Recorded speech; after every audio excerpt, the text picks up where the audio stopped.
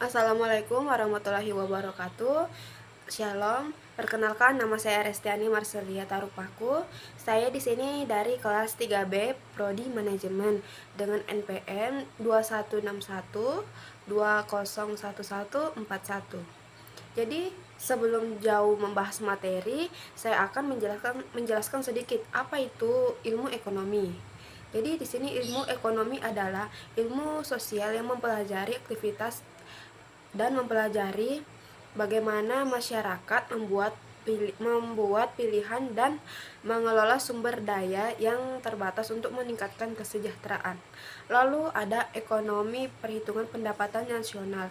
Pendapatan nasional adalah hasil yang diterima dari setiap anggota masyarakat ataupun rumah tangga keluarga yang langsung digunakan maupun dikonsumsi pada waktu tertentu atau 1 tahun. Contohnya, seperti subsidi bahan bakar atau asuransi BPJS dan ketenagakerjaan. Besarnya pendapatan nasional adalah sama dengan produk nasional yang dipengaruhi oleh beberapa faktor. Di sini ada seperti yang pertama, ketersediaan produk faktor. Lalu ada keterampilan dan keahlian tenaga kerja. Lalu ada kemajuan teknologi produksi, lalu modal yang dialokasikan, serta stabilitas nasional. Lalu ada perhitungan agregat. Yang pertama ada produk domestik bruto, yaitu menghitung hasil produksi suatu perekonomian tanpa memperhatikan si pemilik faktor produksi tersebut. Lalu ada produksi nasional neto untuk memproduksi barang dan jasa yang dibutuhkan barang model. Lalu ada pendapatan nasional, yaitu merupakan balas jasa atas seluruh faktor produksi yang digunakan. Lalu ada produk nasional bruto, adalah nilai produksi yang dihasilkan oleh faktor-faktor produksi dalam suatu perekonomian yang ada di dalam maupun yang ada di luar negeri. Lalu kita masuk ke dalam materi kelompok 1, yaitu teori konsumsi dan teori investasi. Lalu yang dimaksud dengan konsumsi yaitu kegiatan yang bertujuan untuk menggunakan manfaat dari barang atau jasa dalam rangka untuk memenuhi kebutuhan hidup. Atau konsumsi yaitu tindakan manusia memakai atau menikmati barang dan jasa guna untuk memenuhi kebutuhan hidupnya. Sedangkan tujuan dari konsumsi yaitu untuk memenuhi hidup secara langsung. Penggunaan terhadap barang atau jasa dari luar tujuan tersebut tentu tidak termasuk dalam kegiatan konsumsi.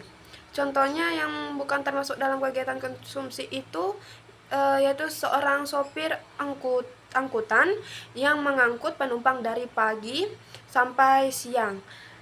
Hal ini tidak termasuk ke dalam kegiatan konsumsi, melainkan produksi. Lalu di dalamnya itu ada teori pendapatan, yaitu permanent income hypothesis atau pendapatan permanen adalah tingkat pendapatan rata-rata yang diekspektasikan atau diharapkan dalam jangka panjang. Sumber pendapatan itu berasal dari pendapatan upah atau gaji dan non-upah atau non-gaji.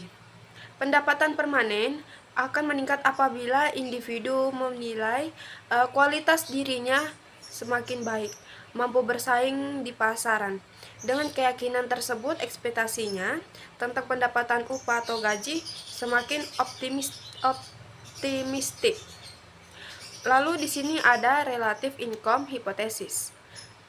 Teori ini lebih memperhatikan aspek psikologis rumah tangga dalam menghadapi perubahan pendapatan.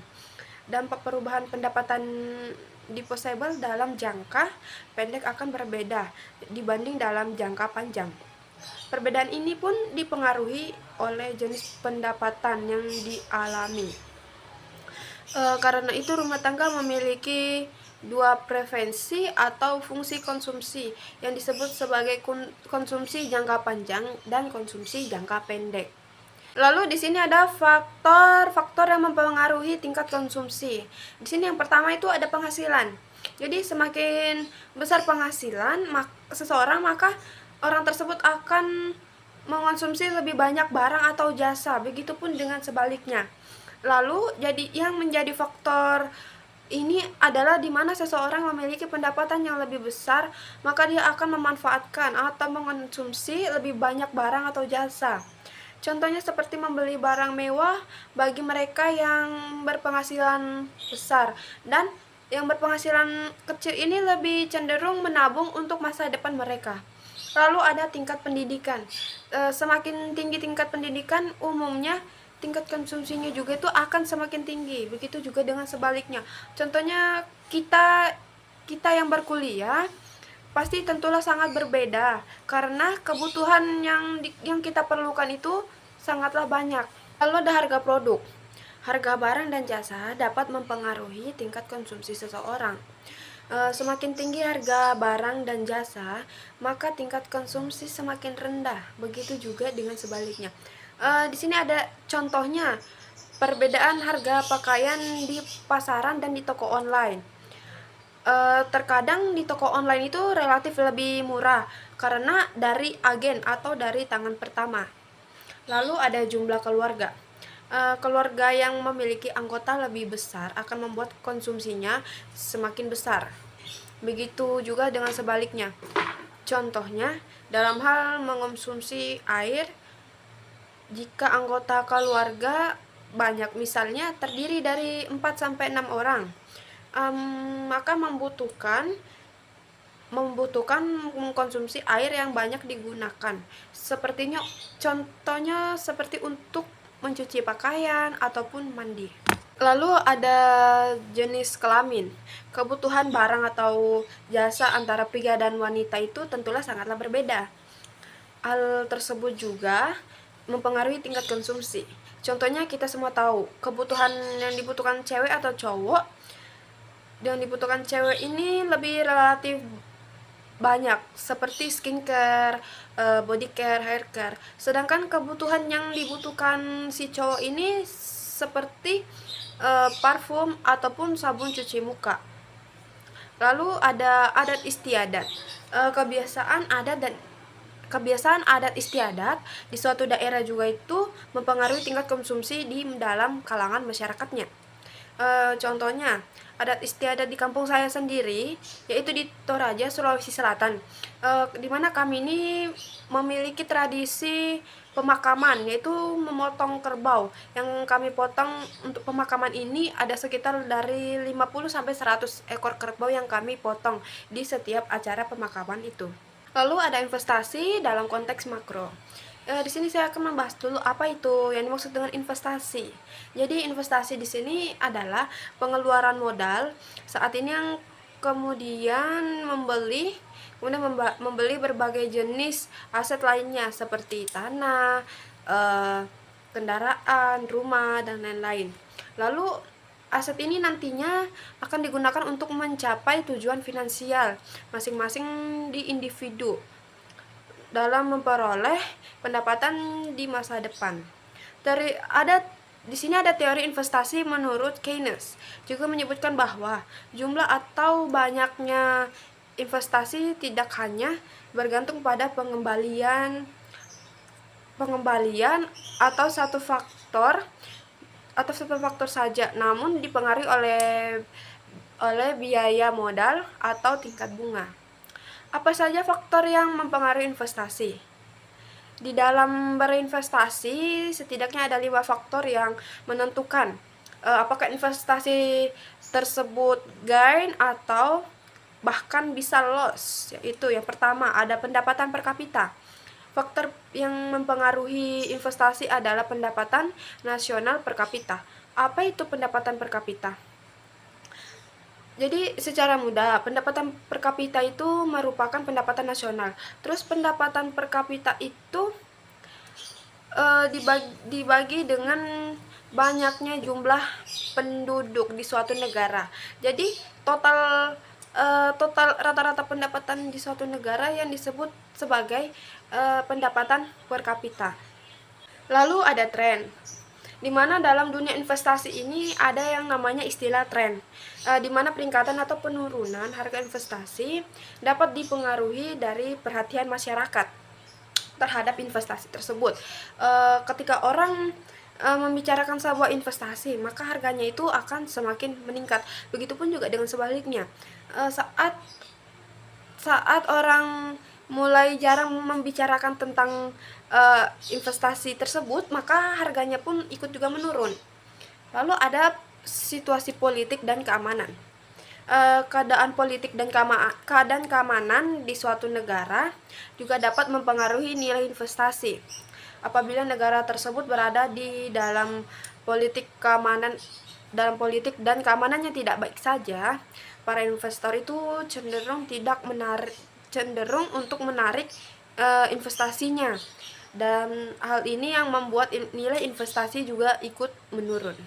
Lalu ada situasi industri dan ekonomi. Selain situasi politik dan keamanan, ada juga tuh situasi industri dan ekonomi yang dapat mempengaruhi keberhasilan atau kegagalan investasi. Maka misalnya saat ini fintech teknologi terus berkembang pesat sehingga banyak orang yang tertarik untuk menanam dana di perusahaan-perusahaan tersebut. Lalu ada kondisi prasarana dan sarana yang tersedia. Faktor terakhir yang dapat mempengaruhi investasi adalah kondisi dari sarana dan prasarana yang tersedia. Semakin baik kondisi sarana dan prasarana yang disediakan, maka semakin banyak pula tuh investor yang tertarik untuk menyuntikkan dana ke pihak penyedia sarana dan prasarana. Maka dari itu nilai investasi pun juga akan mengalami peningkatan. Lalu di sini ada jenis-jenis investment. Di sini ada ada saham, reksadana, obligasi, emas, dan deposito berjangka. Lalu ada pengaruh investasi terhadap ekonomi makro.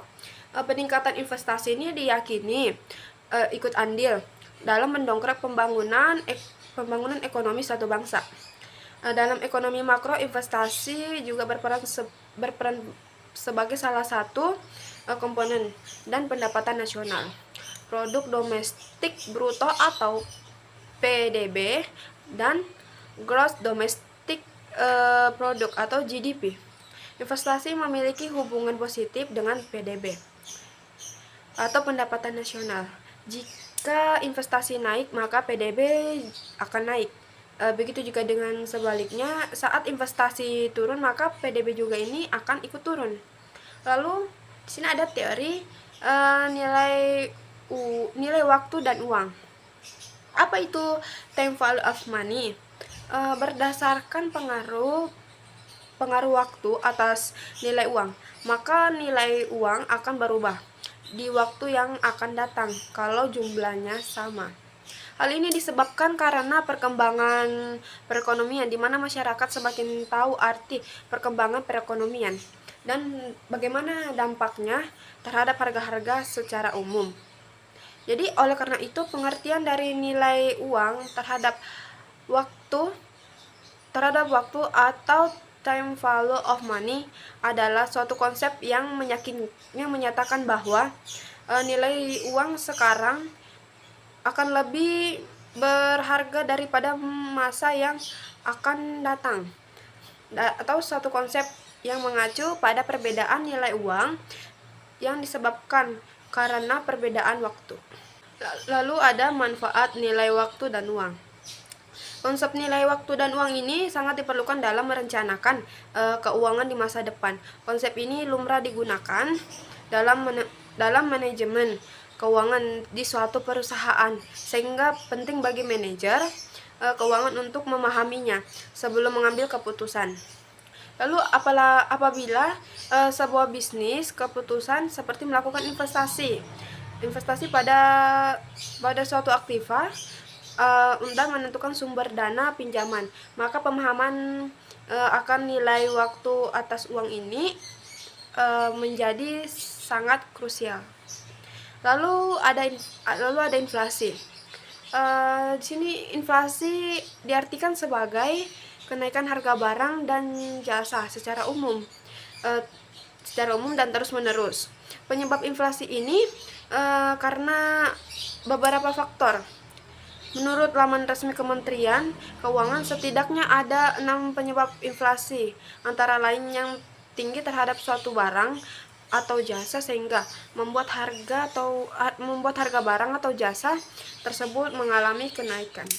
Lalu kita melangkah ke materi kelompok 2, yaitu uang dan lembaga keuangan. Di sini materi yang terkait yaitu ada uang, ada lembaga keuangan informal dan formal, lalu ada pentingnya pertumbuhan ekonomi, lalu faktor-faktor penentu pertumbuhan ekonomi, lalu ada teori pertumbuhan ekonomi.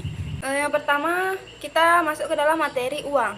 Apa itu uang? Jadi uang adalah sesuatu yang tersedia dan diterima secara umum sebagai alat pembayaran bagi pembelian barang-barang dan jasa-jasa serta kekayaan berharga lainnya, juga untuk pembayaran hutang. Lalu yaitu kedua ada fungsi uang. Fungsi uang secara umum yaitu memiliki sebagai perantara untuk pertukaran barang dan barang, juga untuk menghindarkan perdagangan dengan secara barter. Fungsi uang terbagi menjadi dua, yaitu fungsi asli dan fungsi turunan.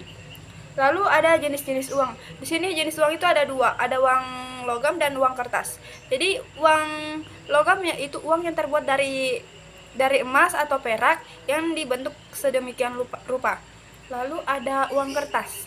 Uang kertas ini terbuat dari bahan kertas khusus di mana di dalamnya tertera gambar dan cap khusus yang digunakan untuk alat pembayaran yang sah. Lalu yang kedua ini ada lembaga keuangan informal dan formal. Di sini kita akan membahas apa itu lembaga keuangan. Jadi lembaga keuangan itu adalah semua badan yang kegiatannya di bidang keuangan, melakukan penghimpunan dan penyaluran dana kepada masyarakat, terutama guna membiayai investasi perusahaan. Lalu manfaat lembaga keuangan. Semua lembaga keuangan memiliki peran dan manfaat bagi masyarakat.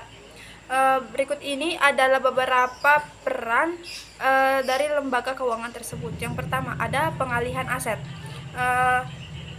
yaitu salah satu peran penting dari lembaga keuangan adalah melakukan pengalihan aset atau aset transmutation.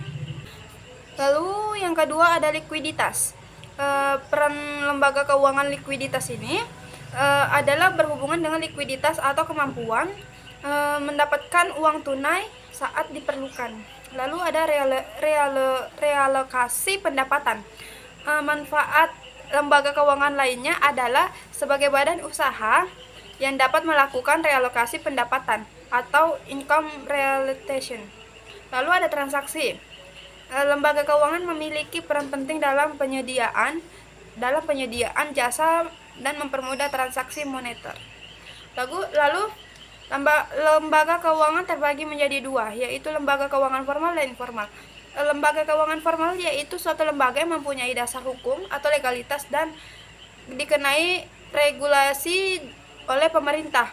Lalu lembaga keuangan informal yaitu lembaga keuangan yang menjalankan fungsi lembaga keuangan dan namun tidak berlandaskan kekuatan hukum.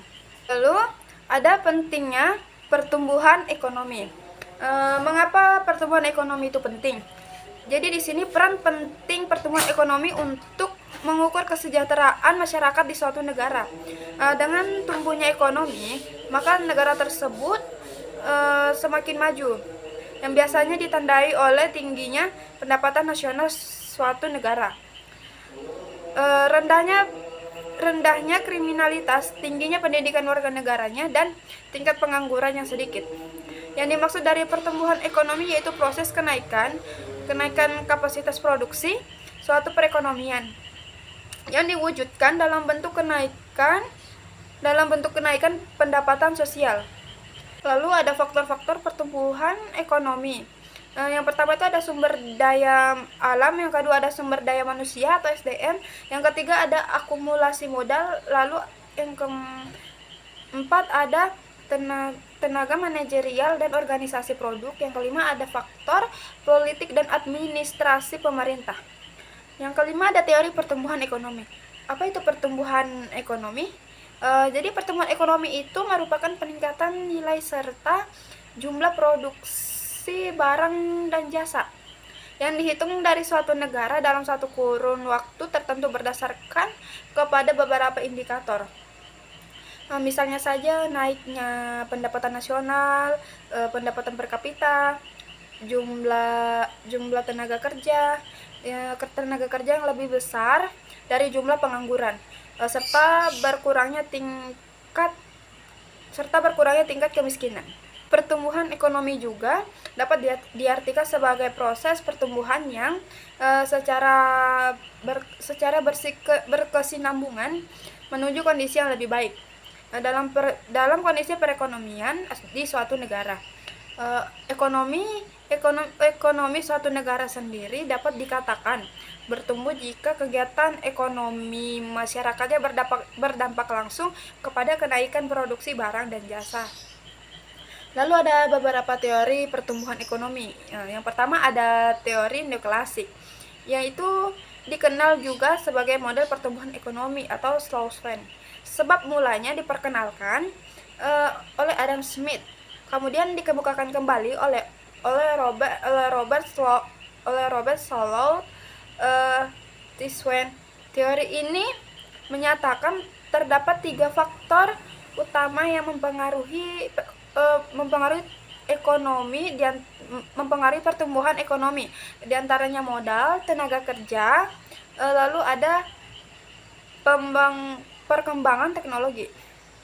Lalu yang kedua ada teori klasik, telah berkembang dan dimulai dari abad ke-18. Pencetusnya adalah tokoh terkemuka bernama Adam Smith, yang menyatakan bahwa perekonomian penduduk dalam suatu negara akan meraih titik tertingginya saat menggunakan sistem liberal yang terdiri dari 2 unsur, yaitu pertumbuhan penduduknya dan outputnya. Yang ketiga ada teori historis. Teori ini dikembangkan oleh sejumlah ahli ekonomi, diantaranya yaitu Karl Bacher, Werner Sombart, dan Frederick List, dengan pandangannya yang berbeda-beda, namun sama-sama berpusat pada kegiatan ekonomi masyarakat.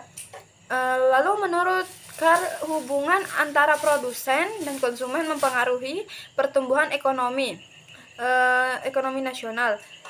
Hubungan ini sendiri terjadi di dalam kota, kemasyarakatan, lalu tingkat rumah tangga tertutup, dan hingga dunia. Sementara menurut Werner Sombart, mengelompokkan peran masyarakat dalam pertumbuhan ekonomi dari tahapan perekonomian tertutup, tahapan pertumbuhan industri, dan hingga tahapan kapitalis. Lalu sekian dari pembahasan materi ekonomi makro dan dari kelompok 1, yaitu teori konsumsi dan teori investasi, dan dari materi kelompok 2, yaitu teori nilai waktu dan uang. Jika ada salah kata dari saya, mohon dimaafkan. Terima kasih.